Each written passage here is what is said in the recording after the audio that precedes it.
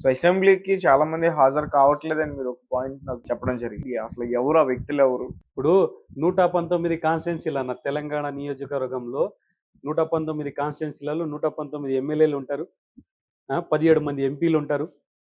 40 మంది ఎమ్మెల్సీలు ఉంటారు. ఇప్పుడు అసెంబ్లీ సెషన్లు నడుస్తున్నాయి.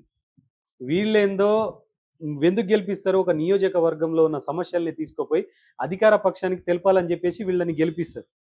అక్కడ నియోజకవర్గంలో మంచి చెడు లేనిది ఎవరు ఏ ప్రాబ్లమ్స్ తోటి ఎవరు ఏం బాధపడుతున్నారు, ఆ నియోజకవర్గానికి ఏం కావాలి, డెవలప్మెంట్ ఎట్లా చేసుకోవాలనే ఉద్దేశంతో అసెంబ్లీకి వెళ్ళి ప్రజల గొంతుకే ఈరోజు ఎమ్మెల్యేలు కానీ ఎంపీలు కానీ మా గొంతుకై మీరు తెలంగాణ అసెంబ్లీలో అధికార పక్షానికి తెలపమని చెప్పేసి వీళ్లకు ఓటేసి గెలిపిస్తే నాకు పెళ్లిళ్ళు ఉన్నాయని ఒకరు, నాకు పార్టీలు ఉన్నాయని ఒకడు, నాకు మీటింగ్లు ఉన్నాయని ఒకడు, నాకు ఎగ్జామ్లు ఉన్నాయని ఇంకొకడు.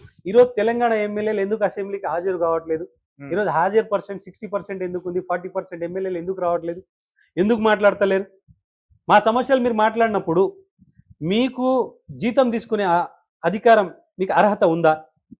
ఈరోజు ఒక ఎమ్మెల్యే జీతం 2,75,000 పర్ మంత్. మీకు క్వార్టర్స్ కావాలి, మీకు సెక్యూరిటీ కావాలి, గన్మెన్లు కావాలి, అలవెన్స్లు కావాలి, అన్నీ కావాలి. ఈరోజు నెలకి 2,75,000 జీతం తీసుకుంటున్న ఎమ్మెల్యేలు, ఎంపీలు, ఎమ్మెల్సీలు మీకెందుకు ప్రజా సమక్షాన్ని మీరు అధికార పక్షానికి తెలపట్లేదు? అంటే మీరు ఈ జీతం తీసుకునే అర్హులు కాదు. ఈరోజు మేము ప్రజాసేవ చేస్తున్నామని చెప్పేసి గొప్పగా చెప్తారు కదా వీళ్ళు, ప్రతి ఒక్క రాజకీయ నాయకుడు. మీరు ప్రజాసేవ చేసినప్పుడు మీకు జీతాలు ఎందుకు? మీరు జీతాలు తీసుకున్నప్పుడు ఈ తెలంగాణ ప్రజానికానికి మీరు ఒక ఉద్యోగులుగానో, ఒక గుమస్తాగానో, ఒక బానిసలాగానో ఉండాలి తప్ప మీరు ప్రజాసేవకులు ఎట్లయితారంటున్నా. 2,75,000 ప్రజాధనాన్ని మీరు ఉద్యోగ రూపంలో తీసుకుంటున్నప్పుడు, దానికి న్యాయం చేయనప్పుడు 2,75,000 మీరు తీసుకునే అర్హత లేదని చెప్పేసి నేను ఒక కామన్ మ్యాన్గా నేను క్వశ్చన్ చేస్తున్నా. సిగ్గుండాలి.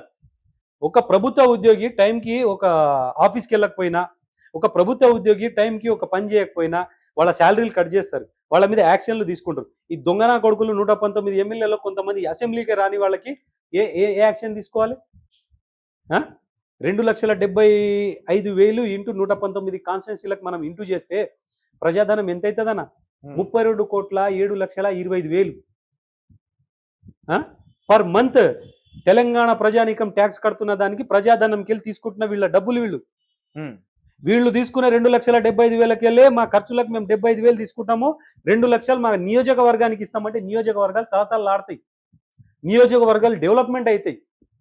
ఈ 2,75,000 కావాలి. చెడ్డీ మీద వస్తారు, ఒక రూపాయి ఇన్కమ్ లేకుండా బీదోళ్ళలాగానో, ఇల్లు లేకుండాగానో, కార్ లేనోళ్ళలాగా రాజకీయాల్లోకి వస్తారు. ఒక ఎమ్మెల్యే అయినో, ఎంపీ అయినో 100 కోట్ల ఆస్తులు ఏడికేలు వస్తున్నాయి.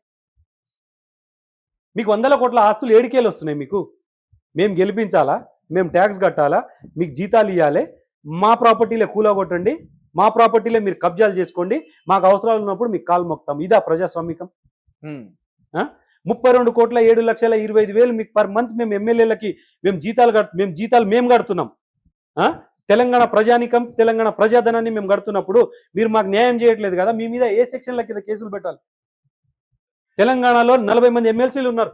ఎంతమంది ఎమ్మెల్సీలు వాళ్ళు అసెంబ్లీలకు వస్తున్నారు? ఎమ్మెల్సీ వాళ్ళకు కూడా 2,75,000 జీతాలే. 2,75,000 ఇంటూ 40 మంది ఎమ్మెల్సీలకు ఇంటూ కొట్టినా దాదాపు 11 కోట్లు. 11 కోట్ల ప్రజాధనం అన్న. ఎమ్మెల్యేలకు ఎమ్మెల్సీలకు కలిపినా కూడా 33,08,25,000 డబ్బు. 33 కోట్లు దేన్ని అంటారు? మీకు సిగ్గు శరం ఉంటే, మానం మర్యాద ఉంటే ఈ రాజకీయ నాయకులు మేము ప్రజాసేవనే చేస్తున్నామని చెప్పి నిజంగా వాళ్ళ చిత్తశుద్ధి ఉంటే మీ జీతాలు మీ నియోజకవర్గానికి విరాళంగా ఇచ్చేయండి. నెలకు 33 కోట్లతోటి తలతలలాడవచ్చు తెలంగాణ. ప్రతి నియోజకవర్గం హరితహారంతో వెలవెల్లాడుతుంది. ఇస్తారా? దమ్ముందా వీళ్ళకి? జీతాలు కావాలి, మా మీద కేసులు పెట్టాలి. మేము ఎందుకు డబ్బులు కట్టాలి? ఎంపీకి ఇప్పుడు మన తెలంగాణ రాష్ట్ర ముఖ్యమంత్రి ఉన్నారు, ఆయన జీతం 4 లక్షలు. రాష్ట్రానికి ముఖ్యమంత్రి కదా మీరు. ఒక ఉదారమైన మనసుతోటి మీరు తెలంగాణ రాష్ట్ర ముఖ్యమంత్రి లాగా ఈ 4 లక్షల జీతాన్ని ఏదో ఒక నియోజకవర్గానికి ఒక్కొక్క నెల ఒక్కొక్క నియోజకవర్గానికి రేవంత్ రెడ్డి గారికి దారాదత్తం చేయమని చెప్పండి. ఆయన తింటాడు. ఇప్పుడు ఆయన జీతం మీదే పనిచేస్తున్నాడా? ఈ 4 లక్షలతోనే తెలంగాణ రాష్ట్ర ముఖ్యమంత్రి పనిచేస్తున్నాడా? 4 లక్షలతోనే ఆయన కాన్స్టిట్యున్సీ మొత్తం నడుస్తుందా? ఆయన ఉన్న గన్మెన్లు నడుస్తున్నారా? వీళ్ళు 2,75,000 తీసుకునే దాని మీద ఎంపీలు బతుకుతున్నారు, ఎమ్మెల్యేలు బతుకుతున్నారా? తెలంగాణ రాష్ట్రం దివాలా తీసింది అని చెప్పేసి చెప్తారు. తెలంగాణ రాష్ట్రంలో బడ్జెటే లేదు, తెలంగాణ రాష్ట్రం మొత్తం అప్పుల కుప్పైపోయింది అంటారు. అన్న, తెలంగాణ రాష్ట్రం రోజు రోజుకు అప్పుల కుప్పైతున్నది. తెలంగాణ రాష్ట్రంలో రాజకీయం చేసేవాళ్ళు రోజు రోజు కోటీశ్వర్లు అవుతున్నారు. ఎందుకు ఈ తేడా వస్తుంది అంటున్నా. రాష్ట్రం ఏమో కిందికి పడిపోతున్నది ఆర్థికంగా. ఈ రాజకీయ నాయకులు, ఎమ్మెల్యేలు, ఎంపీలు, ముఖ్యమంత్రులు మాత్రం ఆర్థికంగా కొండనెక్కుతున్నారు.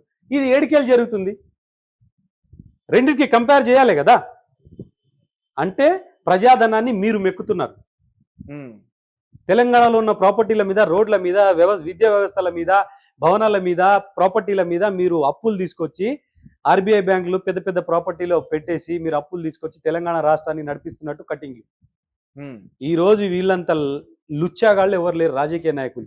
ఎమ్మెల్యేగా ఒక నియోజకవర్గం నుంచి గెలిపించినప్పుడు ఆ నియోజకవర్గ ప్రజల గొంతుకే మన గొంతుకై అసెంబ్లీలో కొట్లాడాలి, పార్టీకి అతీతంగా కొట్లాడాలి, నియోజకవర్గాన్ని డెవలప్మెంట్ చేసుకోవాలి. మేము కడుతున్నాం జీతం, మేము జీతాలు ఇస్తున్నాం, మేము ట్యాక్స్ కడుతుంటే మీరు బతుకుతున్నారు. తెలంగాణ రాష్ట్రం ఏమో అప్పుల కుప్ప అవుతుంది. తెలంగాణ రాష్ట్రంలో రాష్ట్ర రాజకీయ నాయకులు ఏమో కోటీశ్వర్లు అవుతారు. 100 కోట్లు 1000 కోట్ల ఆస్తి పరులు ఎట్లయితున్నారు? మీకు ఇంత ఆస్తి ఉంది కదా, మీ జీతాలు తీసుకోవద్దు అంటున్నా నేను. సరే 50% మీ నియోజకవర్గానికి విరాళం ఇవ్వండి. రేవంత్ రెడ్డి గారికి 50% ఒక్కొక్క నియోజకవర్గానికి ఒక్కొక్క నెల ఇవ్వమని చెప్పండి. ప్రతి నియోజకవర్గానికి 2 లక్షలు ఇమ్మనండి. విద్యా వ్యవస్థ బాగుపడుతుంది, రోడ్డు వ్యవస్థ బాగుపడుతుంది, తాగునీరు, సాగునీరు, దేనికి సంబంధించిన చిన్న చిన్న పనులు ఏదైతే అవుతాయి కదా. ఇల్లు చక్కదిద్దుకోవాలంటే మొత్తం అందరం కలిసి సమిష్టి కృషి చేస్తేనే కదా అవుతుంది. వీళ్ళ జీతాలు వీళ్ళు తీసుకుంటారు, ప్రజాధనాన్ని కొల్లగొడతారు, మొత్తం ప్రాపర్టీలు కబ్జాలు చేస్తారు. ఈ రోజు ఓటేసిన వాడు పిచ్చోడు. అడగొద్దా? కామన్ మ్యాన్ గా నేను వచ్చి అడుగుతున్నా. నాలాగా ప్రతి ఒక్కరు క్వశ్చన్ చేయాలి. ఎందుకు క్వశ్చన్ చేయకూడదు తప్ప? రేవంత్ రెడ్డి గారు ఈరోజు విద్యా వ్యవస్థలో నిన్నటికి నిన్న ఏది ఒకటి మెట్పల్లి అని ఉంది పెద్దాపూర్లో. మెట్పల్లి ఏది జగిత్యాల డిస్టిక్ మెట్పల్లి పెద్దపల్లిలో ఆ అబ్బాయి గురుకుల పాఠశాలలో స్నానానికి వెళ్తే పాము కాటేసింది. మరి అంత దుర్భరమైన పరిస్థితులలో నడుపుతున్నారు రేవంత్ రెడ్డి గారు. నేను చెప్పేది ఏంటంటే, సేవాలాల్ సేన యువసేన అధ్యక్షుల తరపున నేను చెప్పేది ఏంటంటే, పార్టీలు నడపండి, మీరు ఈ రాష్ట్రాన్ని అభివృద్ధి పథం వైపు తీసుకొచ్చేటట్టు నడిపియండి. తెలంగాణ తల్లిని మార్చేస్తాం, కేసీఆర్ గారు పెట్టిన విద్యా వ్యవస్థను మార్చేస్తాం. ఈరోజు మార్చడమే కాదు కదా, మార్చడానికి మిమ్మల్ని తీసుకొచ్చి పెట్టలేదు కదా. టీఎస్ని టీజీ చేసిరు, ఆర్టీసీ లోగోలోంచి కాకతీయ కళాతోరణాన్ని తీసేసి, మరి గివా మార్పులు? తెలంగాణ తల్లి చేతిలో నుంచి బతుకమ్మని తీసేసి మీరు అన్ని మార్పులు చేర్పులే చేసుకుంటూ ఉంటారా? రేవంత్ రెడ్డి గారు అభివృద్ధి ఎక్కడ? ఈరోజు ఒక తెలంగాణ తల్లి సామాన్య మానవురాలాగా కనిపించాలని చెప్పేసి ఈరోజు తెలంగాణ తల్లి విగ్రహాన్ని సెక్రటరియట్ దగ్గర ఆవిష్కరించారు రేవంత్ రెడ్డి గారు. సామాన్య మానవురాలాగానే తెలంగాణ తల్లి 4 కోట్ల జనాలు మా తల్లి అని అనుకునే తెలంగాణ తల్లిని సామాన్య మానవురాలాగానే ఎందుకు చూడాలి? కోటీశ్వరులాగా చూడొద్దా? నగలు నట్ర ఆభరణాలతో చూడొద్దా? తప్ప? నువ్వేమో 4 కాన్వాయిన్లు పెట్టుకొని, రేవంత్ రెడ్డి గారు మొత్తం కాన్వాయిన్లు పెట్టుకొని ఒక్కొక్కటి 4 లక్షలు 3 లక్షల షూలు 5 లక్షల బట్టలు వేసుకొని నువ్వు తిరగొచ్చు. 4 కోట్లు మా తల్లి అనుకునే తెలంగాణ తల్లిని మాత్రం సామాన్య మానవులాగా చూపించాలనుకుంటావా? తెలంగాణ తల్లిని కోటీశ్వరులాగా, ఒక నగలు నటరాలతోటి ఆభరణాలతోటి ఒక కోటీశ్వరులాగా చూడాలని ఈ రాష్ట్ర ముఖ్యమంత్రి తెలంగాణ మహిళల్ని మాత్రం, కోటి మంది మహిళల్ని కోటీశ్వరులు చేస్తాడంట. నిన్ను నమ్ముతారు ఎవరన్నా? మీ ఒక్క మీల్స్ మీది 30,000, రేవంత్ రెడ్డి గారి మీల్స్ 30,000. తెలంగాణ తల్లి మాత్రం సామాన్య మానవురాల్లాగా ఉండాలి. నువ్వు మాత్రం లక్షలు బట్టలు వేసుకొని తిరగాలి, కాన్వాయ్ వేసుకొని తిరగాలి. నేను అంటున్నా, తెలంగాణ తల్లిని ఎప్పుడైతే సామాన్య మానవులాగా రేవంత్ రెడ్డి గారు చూడాలనుకుంటున్నారో, ఫస్ట్ ఈ రాష్ట్రానికి ముఖ్యమంత్రి మీరు సామాన్య మానవుల లెక్క రోడ్డు మీద తిరగండి. అవన్నీ ఎందుకు మీకు? టూ వీలర్ మీద రండి, సామాన్య మానవుల లెక్క బట్టలు వేసుకోండి. సీఎం 2 వీలర్ మీద వస్తే మరి రావాలన్నా? మనం కోరుకున్నది దక్కాలంటే మనం ఫస్ట్ ఉదాహరణగా ఉండాలంటున్నా. ఎవరికో చెప్పడం కాదు, ఎగ్జాంపుల్ మనం ఉండాలా. రండి, రోడ్డు మీదకి రండి, ఎట్లుంటది? ఇవన్నీ వేస్ట్ మాటలు. మార్పులు చేర్పులు ఈ 6 గ్యారంటీలని మరుగున పెట్టడానికే. ఈ 6 గ్యారంటీలు చేయలేక రేవంత్ రెడ్డి గారు ఎన్నో తప్పులు చేసి, 6 గ్యారంటీలు చేయలేకనే ఇవన్నీ తప్పులు. 6 గ్యారంటీలు మర్చిపోవాలని చెప్పేసి ఇవన్నీ తప్పులు. కేసీఆర్ గారు చేసింది మేము మార్చేస్తాం, కేసీఆర్ గారి పేరు చేర్పేస్తామంటే పేర్లు చేర్పడానికి కాదయా మిమ్మల్ని ఓటేసి గెలిపించింది, మా జీవితాలు బాగు చేయమని చెప్పేసి మీకు ఓటేసి గెలిపించినాం. కేసీఆర్ గారి కంటే ఇంకా ముందుగా మీరు చరిత్రలో ఉండాలంటే ఆయన చేసిన దానికంటే మీరు ఇంకా మంచిగా చేయాలి, కానీ ఆయన చేసిన వాటిని కుల్లగొట్టడమో, చంపేయడమో, గురుకులాలు మొత్తం భూస్థాపితం చేయడమో, విద్యా వ్యవస్థ మొత్తం నేలకు తొక్కేయడమో కాదు. ఆయన కంటే మీరు బాగుగా చేయాలి, బెటర్గా చేయాలి. అప్పుడు కదా మిమ్మల్ని గుర్తుపెట్టుకుంటారు, ఆయన పేరుని మర్చిపోతారు. ఆయన పేరు మర్చిపోవాలనే ఒకటే మైండ్లో పెట్టుకొని రేవంత్ రెడ్డి గారు చాలా తప్పులు చేసిరు. రాజకీయ సమాధి ఆయన కొడంగల్ నుంచి స్టార్ట్ అయింది. రైతులు బయటికి వచ్చేసిరు. ఈరోజు కొడంగల్లలో నెక్స్ట్ ఎలక్షన్లలో 100% రేవంత్ రెడ్డి గారు కొడంగల్ నుంచి మాత్రం పోటీ చేయడు. ఎందుకంటే అక్కడ ఒక్కరు కూడా ఓటు వేయరు, మొత్తం వ్యతిరేకత వచ్చింది రేవంత్ రెడ్డి గారికి. రైట్, ఓకే అన్న, thank you so much. Thank you అన్న.